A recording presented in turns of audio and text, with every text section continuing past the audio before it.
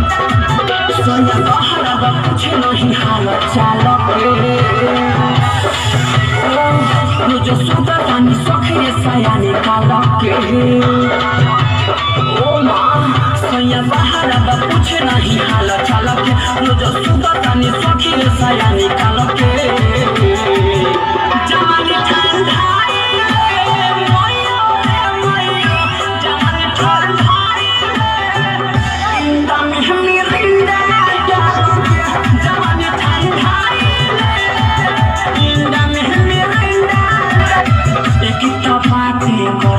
झूला से फेंकता लूटी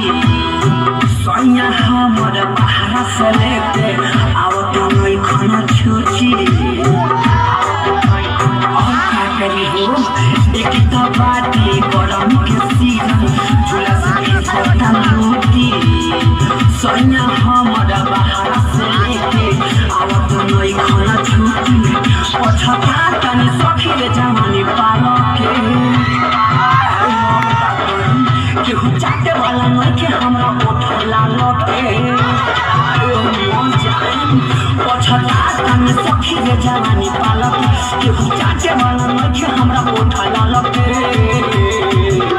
जवानी ठंडा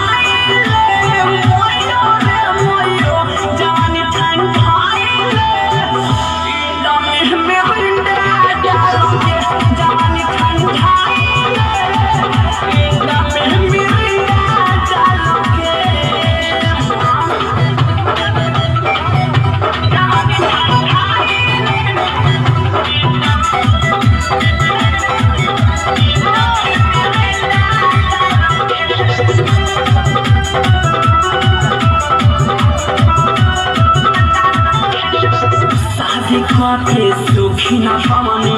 सखी प्रिया के अपना संजय शराबी के खाली देखी वो वाला सपना अरे ऐसा याद है मेरे में शादी के सुखी न पवनी प्रिया के सखी रे अपना संजय शराबी के खाली देखी हो वाला सपना हमें याद आवे हो हम ससुराल के पूछत रहे सखी मोरा दोनों गाल के अरे बा हमें याद आवे हो हम ससुराल के पूछत रहे सखी मोरा दोनों गाल के जवानी ठंडा